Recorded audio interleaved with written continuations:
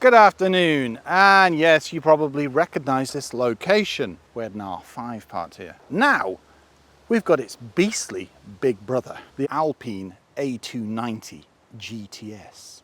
300 Newton meters of torque. I'm Ben Quirk, welcome to Planet Auto.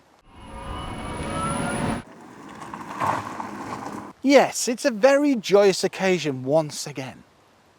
But it's because these put such a grin on your face.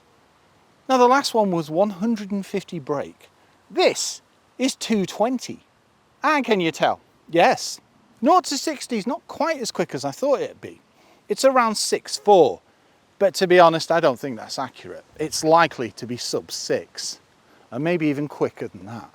As we know, electric cars, when they get their, grip, that's it, they're gone.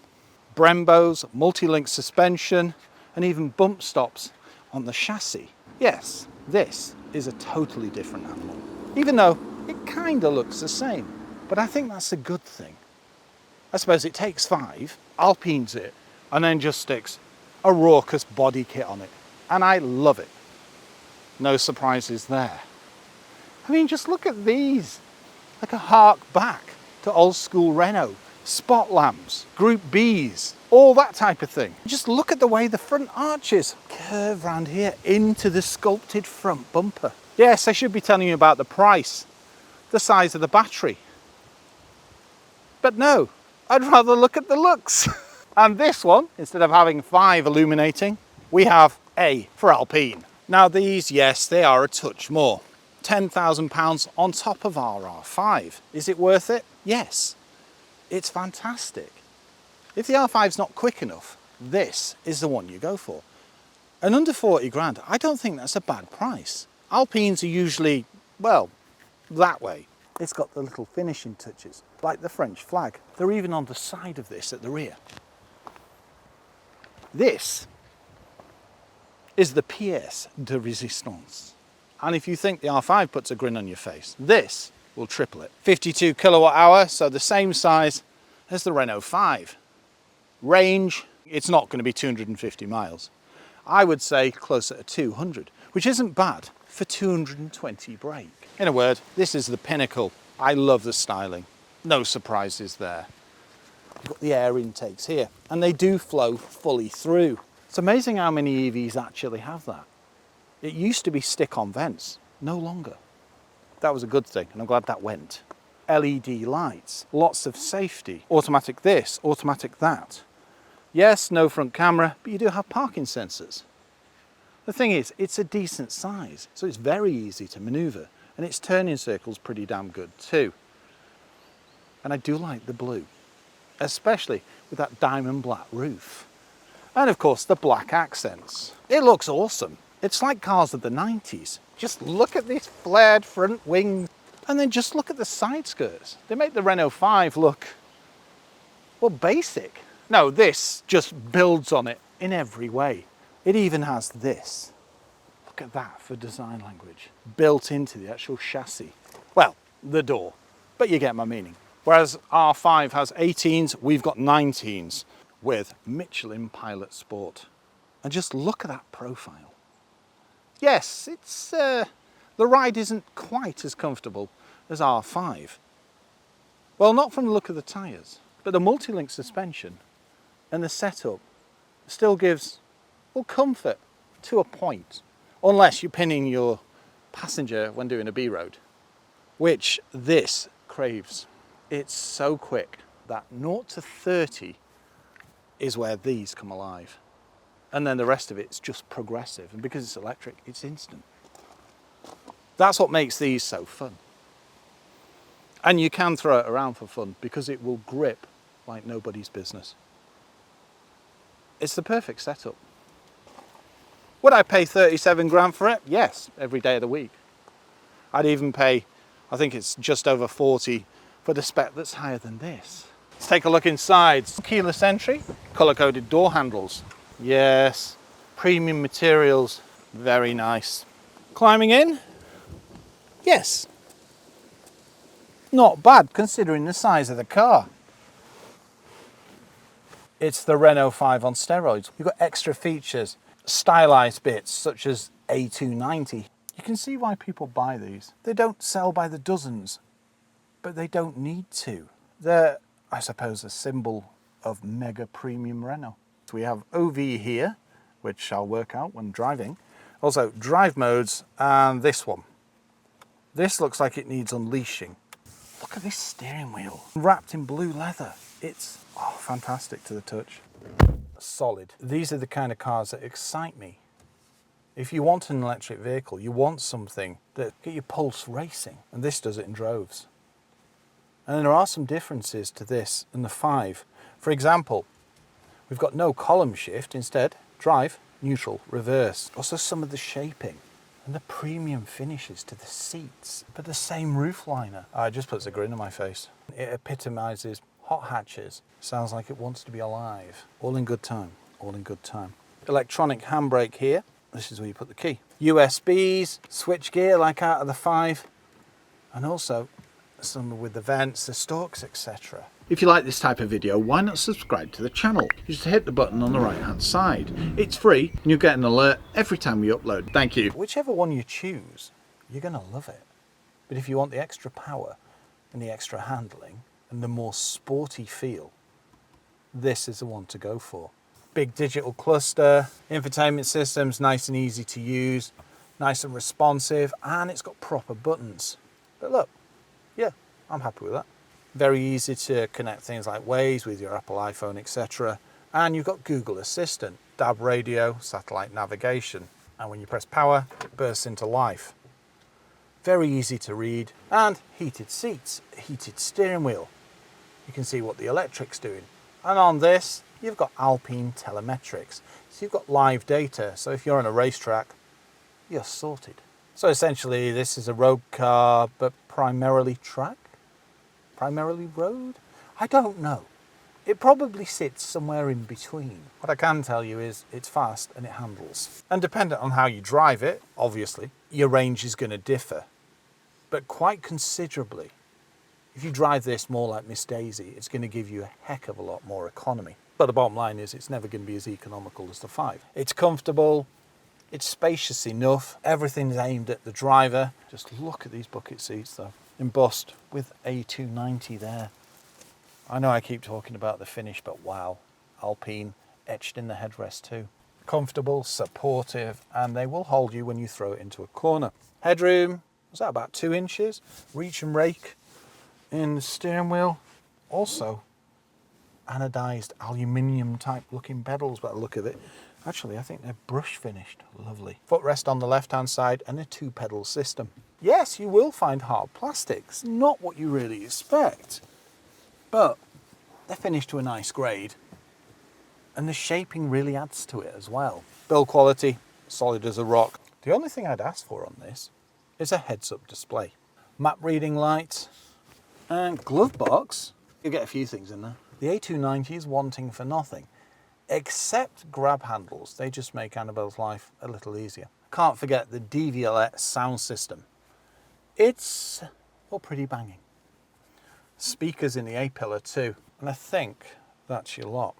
Yes, yet again, I'm chomping at the bit to drive it. Let's take a look in the back. No adjustable seat belts. Love it. I've kind of scuppered myself. I've pointed out all the cool bits on the back, bar the kind of flared bit here. But that's it. I just look at it and think, it's perfect in every way. It reminds me of 90s mods, big Riger body kits, that kind of thing. And it suits it massively. It's awesome. Door handles hidden here, and oui, the French flag. Let's take a look in the rear.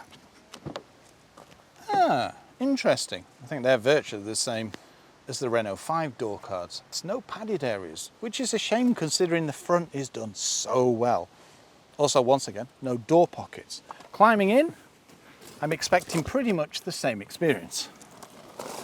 Yes, you can get in, but it's not really built for someone of my stature. But you can do it, and that's what matters. You could get 4 of me in here for, say, I don't know, a mid-range journey. And if you've got someone like Annabelle driving, you're sorted.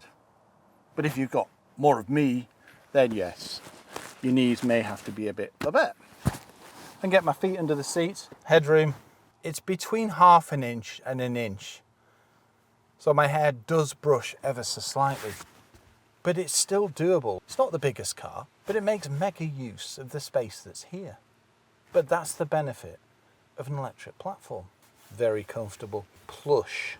Yeah, quite different to the 5 in all honesty. But shouldn't it be? It's Alpine. It's the top of the pecking order.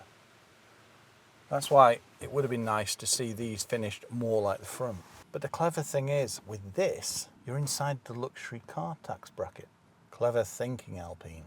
Which should be scrapped anyway, because ridiculous luxury cars are way more than 40 grand, and a normal car is quite easily 40 grand now. It would be nice to see this finish with a leathery type this, but it's scraping the bottom of the barrel. Know what you get for the money and who you can fit in it. It's perfect as a second car. You have a 12 volt, but that's about it. Mind you, you do have rear lights. It's amazing how many cars omit that. No, it's very cool. Finally, isofixes and airbags. Let's take a look at the back. One word of warning, make sure you don't step on the body kit when climbing out. The rear, absolutely immense. Just look at that rear diffuser styling and the way that the rear arches tuck round like the front. It's such a beast. Alpine A290 GTS. Decent sized back window, and you'll notice this has a blue wraparound as opposed to red. LED lights, and it ticks boxes, well, that the R5 doesn't. Look at the little spoiler as well. Harks back to the old motors. How cool. Boot, mega boot lip. Charging cable, and the seats drop down very easily like the R5. I'm kind of striving to get behind the wheel, so let's have a quick look under the bonnet. It's French, this side. Nice and easy to see where to top up fluids. Time to drive it. This is going to be awesome.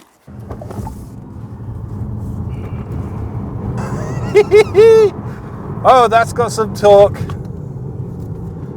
Welcome behind the wheel of the Alpine A290. Yes, this is a Renault 5 on steroids, quite literally. This is 47 miles an hour. I'm going to put my foot down to 60 in a second. Let's see what it does. Yeah, that's 60. That's fruity. I like the noise. You could have some fun in this. Yes, we can hear a bit of road noise, but I'm not surprised. We've got mega low profile tyres. I see sport down here. Give it a quick sport. Are we ready? 3, 2, 1. Yeah, it's pretty quick. Is that what it's all about? Yes. No, not really. It's a perfect second car. It's got power, it's got enough room, but it's also got the extras that the Renault 5 doesn't offer, like better suspension, a more powerful motor, giving you an extra 70 brake horsepower and 300 newton meters of torque. And that. Yeah, sorry Annabelle, it's the Alpine, what can I say? It rules one's heart. It handles like it's on rails, but it's electric, it will do. Custom electric platform and a 52 kilowatt hour battery.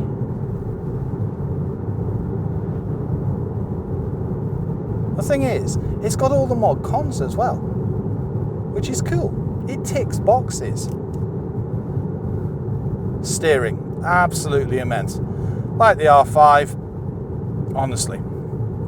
The feel, I mean, if Annabelle turns now,